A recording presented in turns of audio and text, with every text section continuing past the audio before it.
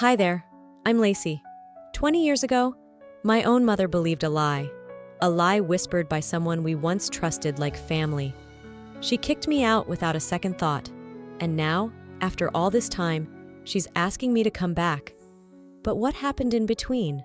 What did they do to erase me from their lives so easily?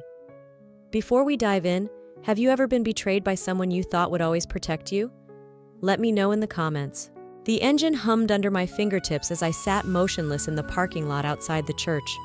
My breath clouded the window in front of me, fading quickly in the late morning chill. I wasn't usually this nervous before Sunday service, but today was heavier. There was a knot tightening in my stomach that refused to loosen, no matter how many calming breaths I took. I gathered myself and stepped out, the sharp click of my heels on the asphalt loud in the crisp air. The white steeple towered above me, casting a long shadow that seemed to stretch and tangle around my feet, anchoring me to the spot. I pushed through the heavy doors and into the dim sanctuary, the familiar scent of old wood and candle wax filling my nose. The entire town had gathered, just as they always did. But when I walked in, heads turned, not in welcome, but in discomfort. Side glances flickered between pews, polite smiles stretched tight over clenched teeth. I caught the subtle shifts, the way conversations trailed off mid-sentence, how bodies leaned slightly away as I passed. Victor and Denise sat in their usual spot near the front, looking for all the world as if I were just a speck of dust in the sunlight, not a flicker of recognition, no warmth in their eyes. My mother fiddled with her scarf. My father stared ahead like he hadn't noticed me at all. I found a seat in the back, heart hammering against my ribs. The service droned on, but I barely heard a word. I waited, sensing the blow before it even landed. When the pastor rose to announce family recognitions, those who had contributed so much to the life of our town, he began reading names from the community records. When he came to the Holloways, he smiled warmly. Victor, Denise, Miles, Sadie, Fiona, and that was it. There was no Lacey. My name was gone. No pause, no hesitation, no apology. Just the clean severance of a life erased. I sat frozen, blood roaring in my ears. It was as if the air around me had thickened, pressing against my chest until it hurt to breathe. I wasn't even angry. I was something colder, heavier, something hollow. The service ended, but the cruelty didn't. Outside on the front lawn, they hosted the town's annual Family Day ceremony. Banners waved, children laughed, and smiling families were called up to the podium. When the Holloways were named, I stayed in my seat, already knowing. Victor and Denise walked forward proudly, arms linked with Chloe Brennan, the girl who had once spent weekends at our house, eating our food, calling my parents aunt and uncle, with sticky fingers and a syrup-sweet voice. Chloe stood between them now, beaming as cameras flashed, a wreath of white roses placed on her head. My seat might as well have never existed. Applause thundered around me. I couldn't move, couldn't breathe. I slipped out while everyone was distracted, moving like a ghost through the crowded hallway, my shoulders brushing against sweaters and Sunday dresses. No one noticing, no one turning. Outside, the sunlight was blinding. I stumbled toward my car, the world blurring at the edges. Flashes of memory assaulted me. Birthday parties, Christmas mornings, whispered prayers at bedtime. All hollow now, all poisoned. My hand shook as I opened the car door, but I refused to cry. They didn't deserve my tears. Not anymore. If I no longer exist to them, I whispered to myself, voice trembling but sure. Maybe I never truly did. I closed the door with a soft click and looked back once, instinct stronger than pride. Through the stained glass window of the church, Victor stood watching. His face was carved from stone, no regret, no sorrow, not even recognition, just a blank wall. I turned the key in the ignition, the engine roaring to life beneath me. "It ends today," I said, my voice steady at last, and drove away from everything I thought I knew. The house smelled the same, old wood and lavender, and for a fleeting moment, stepping inside almost fooled me into thinking nothing had changed. But the silence wrapped around me differently now, heavier somehow, like the walls themselves were holding their breath. I dropped my purse on the hallway table and wandered toward the living room, each step dragging a little more than the last. On the mantel above the cold fireplace sat the family photo that used to be my anchor in this place. Only now, the photo was different. Chloe's face smiled back at me from the center of the portrait. She stood exactly where I used to, tucked between Victor and Denise, like she'd always belonged there. My place was gone, seamlessly edited out as if it had never existed. I stared at it until my eyes burned, willing the image to morph back to the memory I carried. But it stayed the same, a ghost in a frame where I should have been. Voices drifted in from the kitchen. I followed them, drawn like a moth to a flame. "She's such a blessing," Denise said, her voice bright and lilting. "Our true daughter," Victor agreed, chuckling warmly. I didn't breathe. I didn't blink. I stood there, invisible in the doorway, listening to them rewrite history with their careless words. 1,000 images crashed through my mind. Birthday cakes, scraped knees, school plays where they clapped until their hands hurt. All of it dissolved in a heartbeat. I backed away before they could notice me, stumbling toward the front door. Outside, the town's annual spring gala was setting up. Colorful tents lined the green, laughter and music filling the air with a cruel contrast to the hollow space inside my chest. I drifted toward the noise without thinking, pulled along by some gravitational force stronger than grief. And there she was again. Chloe stood under the biggest tent, twirling in my old graduation dress, the dress I had saved for months to buy, working extra shifts at the diner after school. The ivory fabric caught the light, and Denise beamed with pride beside her, bragging to anyone who would listen about her beautiful, accomplished daughter. No one glanced in my direction. No one even seemed to realize I existed. I hugged my arms to my chest, the crowd a blur around me. Chloe laughed, spinning slowly in the spotlight that had once been mine. I watched her through a haze of betrayal so dense it was hard to see anything else. The tightness in my throat refused to loosen. It wasn't just that they had replaced me. They had erased me. Later, I found myself sitting on the edge of what used to be my bed in what used to be my room. The walls were bare now, stripped of posters and photographs. The dresser drawers were empty, the closet hollow. Even the faint smell of my old perfume was gone. I ran my fingers across the windowsill where I used to sit and dream about getting out, building something of my own. The wood felt foreign under my touch. I was a visitor here now, a stranger passing through the ruins of a life that no longer belonged to me. I closed my eyes, trying to find something, anything that still tethered me to this place. There was nothing. A buzz broke the silence. My phone lit up with a message from an unknown number. "You don't belong here anymore." For a moment, I just stared at it, the words blurring into a shapeless ache in my chest. Then, slowly, a fire sparked deep inside, a small, defiant flicker refusing to be snuffed out. Maybe they had forgotten me. Maybe they had chosen to erase me. But I was still here, and I was not done. From across the parking lot, through the wide glass windows of the town hall, I watched them gather. Music floated faintly toward me, carried by the spring breeze, mingling with the scent of barbecue and fresh-cut grass. A banner stretched above the doorway in bold, cheerful letters, "Pride of the Holloways." At the center of it all stood Chloe, laughing, radiant under the heavy glow of admiration. She wore my colors, my place, my stolen future, as if it had always belonged to her. I stayed outside, hands buried deep in the pockets of my jacket, as Denise ushered guests toward Chloe with a beaming smile. She introduced her like she was presenting royalty to the masses. "Our true daughter," I heard her say, voice rich with pride. "She's everything we ever hoped for." The words cut sharper than any knife. I felt them slice through the memories tucked tightly inside me.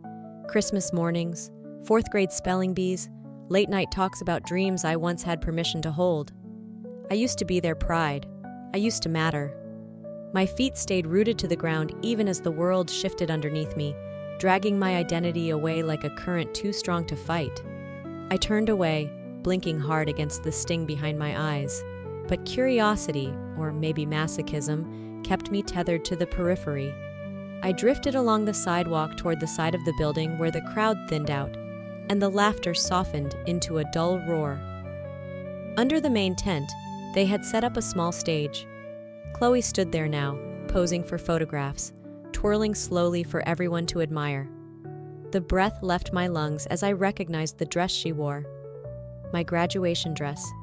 The ivory chiffon clung to her in the afternoon light, the same way it once had to my trembling frame when I stood before a crowd that cheered my name, not hers. I remembered saving tip money from the diner for months to afford it, hidden in a cracked coffee mug behind my dresser drawer. I remembered Denise's tears when she saw me in it, proud, overwhelmed. Now she wept again, but this time for someone else. "She looks stunning," Denise gushed to a neighbor. "Just breathtaking. We couldn't be prouder." No one noticed me standing there. No one turned. I was a ghost at my own memorial. The world around me blurred. My fingers curled into fists at my sides, nails biting into my palms.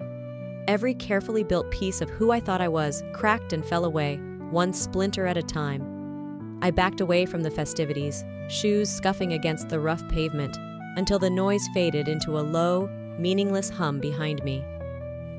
I found refuge behind the building, in the overgrown garden where the roses had long since withered. Here, in the shadow of what used to be celebration, I let myself feel the truth I'd been dodging for years.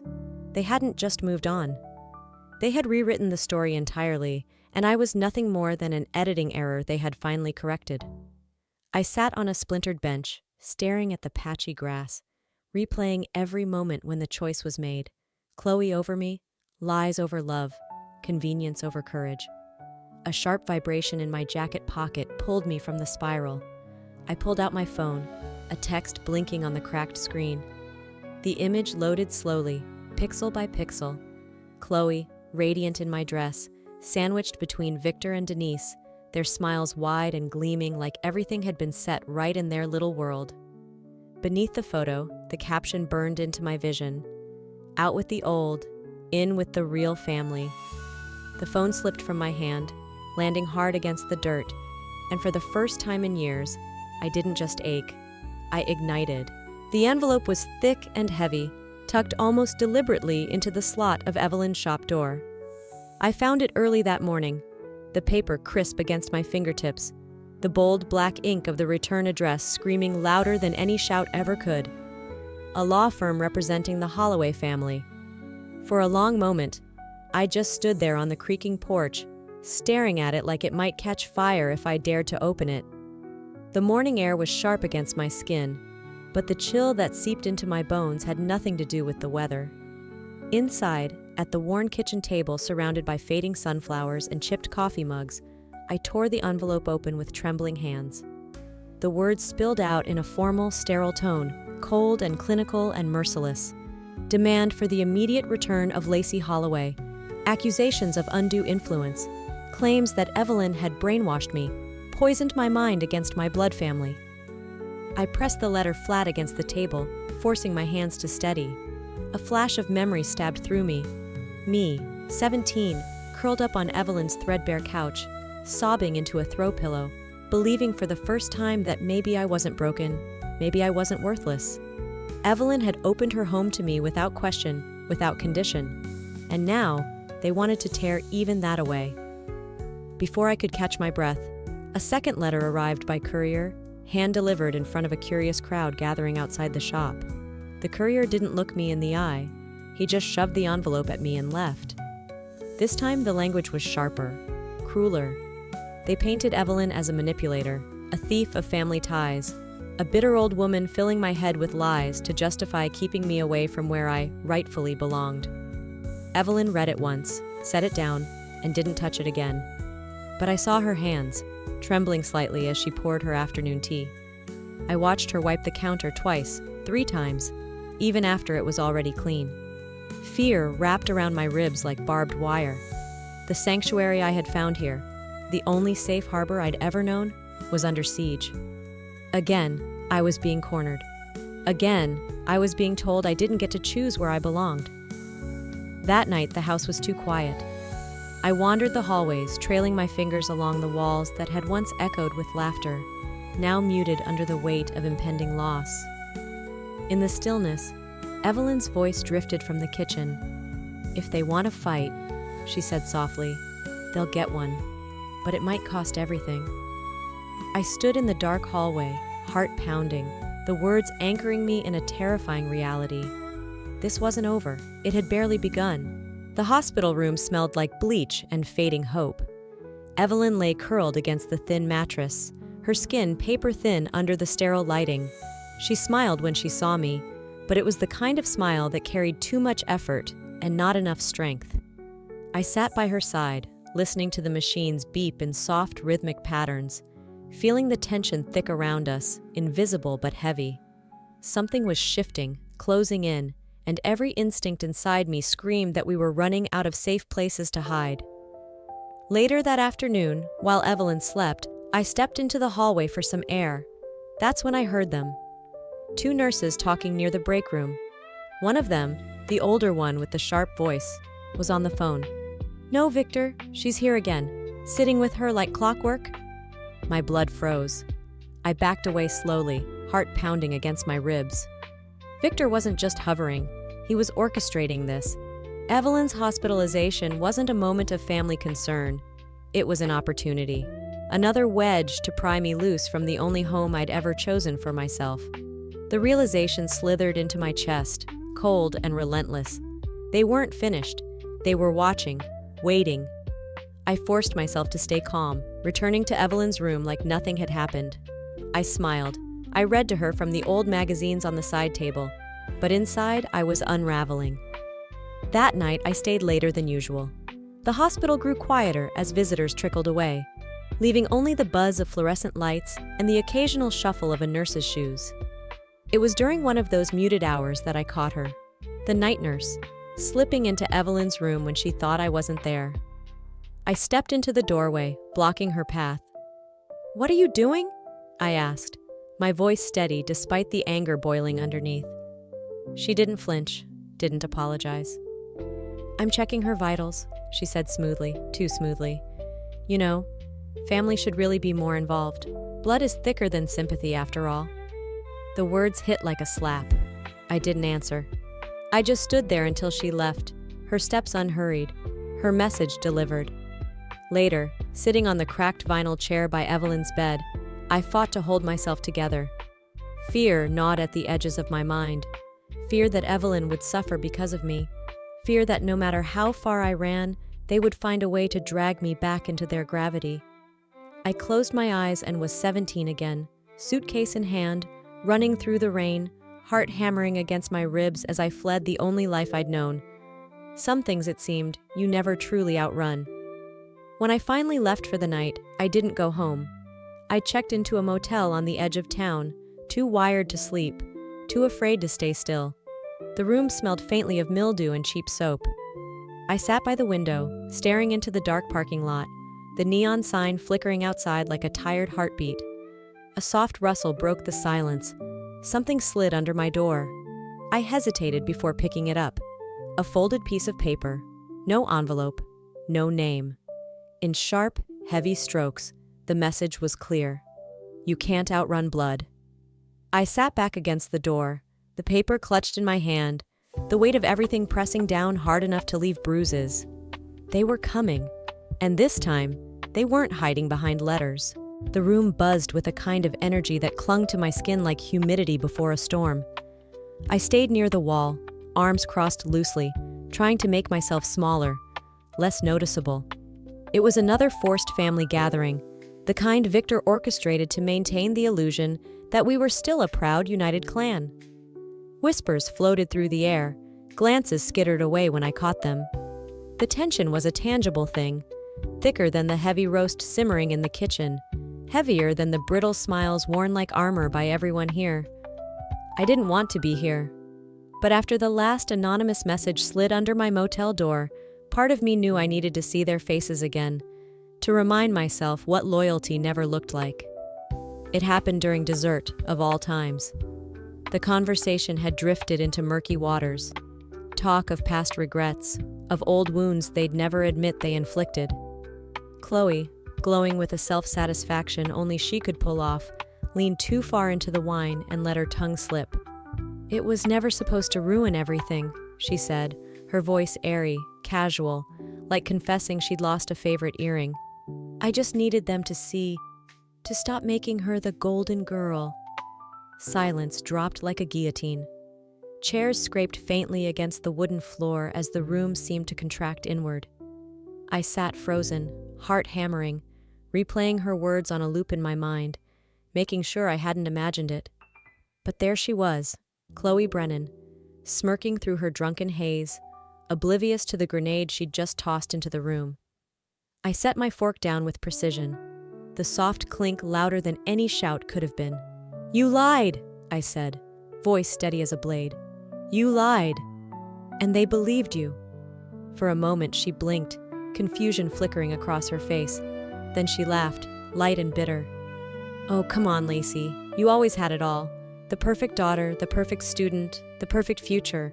I was never going to beat you unless I knocked you down a peg." Her words hit harder than any slap. I scanned the room. The faces that once kissed me goodnight, cheered at my school plays, promised me unconditional love. Now, blank masks stared back at me, stiff with guilt or stubborn denial. They didn't protect me because they never really saw me, not when it counted. A strange calm settled over me, heavier and colder than anger. It wrapped itself around my heart like a winter cloak, shielding me from the worst of it. "You destroyed my life," I said, locking eyes with Chloe across the ruined dinner table, "because you envied my place at a dinner table." No one moved. No one spoke. The battle lines had been drawn in invisible ink long ago. Now, under the harsh fluorescent lights of a too-perfect family room, they finally bled into view. The park was almost empty when I arrived, the early evening casting long shadows across the cracked paths and creaking swings. I spotted Fiona sitting on a bench beneath a dying oak tree, her arms wrapped tightly around herself as if trying to disappear. I approached cautiously, heart pounding against my ribs, unsure whether I was walking toward answers or another wound. She didn't look up until I sat down beside her. "They knew," she said, voice barely a whisper, like the truth itself might shatter if spoken too loudly. "They've always known." The world around me slowed to a crawl. Fiona picked at the edge of her sleeve, unable to meet my eyes. She confessed how she had stumbled onto the truth years ago, how she overheard Chloe boasting to Sadie late one night, bragging about how easy it had been to twist everyone's loyalty. She had thought about telling me. She had even drafted an email once, but fear had rooted her to silence. Fear of being cast out. Fear of losing the inheritance Victor dangled like a carrot in front of all of them. "I'm sorry," she murmured, finally daring to look at me. "I should have said something." The apology was a bitter pill, soaked in guilt but hollow. It was too late for redemption, and we both knew it. Still, the admission cracked something open inside me. For a fleeting moment, I allowed myself to feel the validation. I hadn't imagined it. I wasn't crazy. The house of lies they had built was real, and it was crumbling. For the first time in years, I thought maybe, just maybe, the tide was turning. That hope lasted less than 3 days. The email arrived at dawn, its subject line blank, its content razor sharp. "I retract everything. If you speak out, it's your word against all of ours." No signature, no warmth, just a digital slap across the face. I sat at the edge of the motel bed, the screen burning into my vision, a cold fury settling deep into my bones. Fiona hadn't changed her mind because of regret. She'd been warned, or bought. It didn't matter which. The betrayal stung all the same. Even the ones who wavered had chosen survival over truth. I closed the laptop with a soft click, the sound oddly final. My reflection in the mirror looked back at me, a stranger forged from grief and rage and quiet defiance. I remembered the night I ran away all those years ago, how the rain had slicked the pavement, how every step away from that house had felt like pulling teeth. I remembered the loneliness that carved into my chest, the emptiness that became a second skin. It wrapped around me again now, familiar as an old bruise. But this time, I wasn't running. I pulled out my phone and scrolled to the contact I had saved but never dared to call until now. The line rang twice before a calm voice answered. "Law offices of Carter and Dean, how may I help you?" I straightened my spine, voice steady, sure. I need to speak to someone about filing charges. Victor chose a quiet diner on the edge of town for our meeting, one of those places that smelled like burnt coffee and old memories. I arrived first, sliding into a booth by the window where the sunlight struggled to break through the grime. When he walked in, Victor carried himself like a man who believed he could still control the room. His smile was practiced, measured, as he slid into the seat across from me. "I just want to make things right," he said, his voice almost gentle. Every instinct screamed that this was a performance. He talked about family, about lost time, about the need for healing. He folded his hands on the table, leaned in like a father desperate for reconciliation. Then he offered it, the family estate, all of it. The house, the land, the pieces of a history they had tried so hard to erase me from. "I want you to have it," Victor said. "It's yours," a gesture of good faith. For a brief moment, I couldn't breathe. The little girl inside me, the one who had once curled up on the cold tiles of that house's bathroom floor, crying for someone to pick her, stirred. Security, a place that could be mine again. But the surface was too smooth. I kept my voice steady. "Why now?" Victor hesitated, then sighed, as if carrying the weight of some noble burden. "There's just one thing," he said, reaching into his jacket for a manila envelope. "A small condition."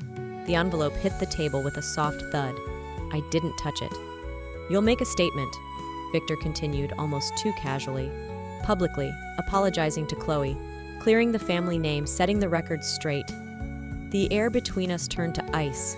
It wasn't forgiveness he was offering, it was a trade. They didn't want me back. They wanted my silence, my surrender. Shock burned away, leaving a cleaner, fiercer anger underneath. My stomach twisted, not because I was surprised, but because part of me had dared to hope he meant even one word he'd said. I thought about the years Evelyn spent building me back up, about the nights Daniel sat beside me, holding my hand through nightmares I couldn't wake from, about my daughters, growing up in a home stitched together with love, not obligation. I thought about the price they were asking me to pay, and I realized it was far, far too high. "No house," Evelyn once told me, "is worth the weight of a broken spirit." I rose slowly, leaving the envelope untouched. Victor's smile faltered as I stood. "I'd rather sleep on the street," I said, voice low and clear, "than kneel at the altar of your shame." His face hardened, the mask slipping for a brief, telling second. I walked away without looking back, and for the first time in a long, long time, I felt taller. The old Holloway estate stood silent as I drove past it one final time, the sun sinking low behind its crumbling silhouette. I expected anger to rise up, some surge of bitterness to claw at my chest, but there was only stillness, a profound, echoing quiet that filled the hollow spaces where resentment used to live. The house looked smaller than I remembered, not in size, but in importance. Once, it had been the center of my universe, a fortress I would have done anything to belong to. Now, it was just bricks and rotting wood, collapsing under the weight of its own secrets. I didn't stop. I didn't even slow down. Instead, I let the road carry me forward, my hands steady on the wheel, my heart lighter than it had been in years. I thought about the last meeting, Victor's hollow eyes, Denise's trembling hands, the way they had begged, not out of love, but out of fear. Fear of losing the last tattered threads of their legacy. I had stood there, feeling nothing but a quiet, rooted certainty. I said no. Not because I hated them, not because I wanted revenge, but because the person they had hurt no longer needed their acceptance to breathe. Healing had happened somewhere along the way, quietly, stubbornly, while they were too busy clinging to the past to notice.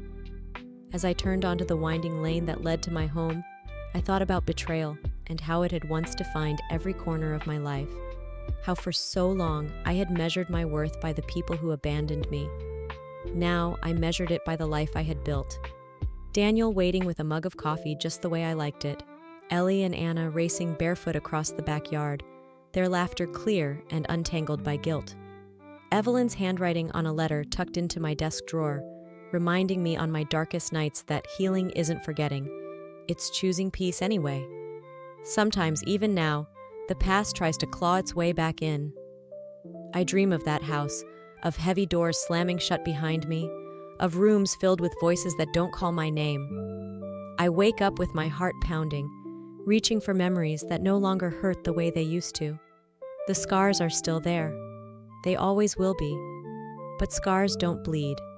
They don't define you unless you let them. No letter ever came from Chloe. No apology from Fiona. No acknowledgement from anyone who had stood by and watched me burn. And somehow, I didn't need it. I sat on the porch that evening, a soft breeze tugging at the hem of my sweater, watching Ellie and Anna chase each other through the tall grass under a sky-bruised purple with sunset. Maybe some wounds never fully close. Maybe they aren't supposed to. Maybe survival isn't about erasing the past. Maybe it's about learning to walk alongside it, unafraid. I smiled, not because the story was over, but because I finally understood that I was the one writing it now. And I chose peace. Looking back now, I realize healing isn't about erasing what hurt you.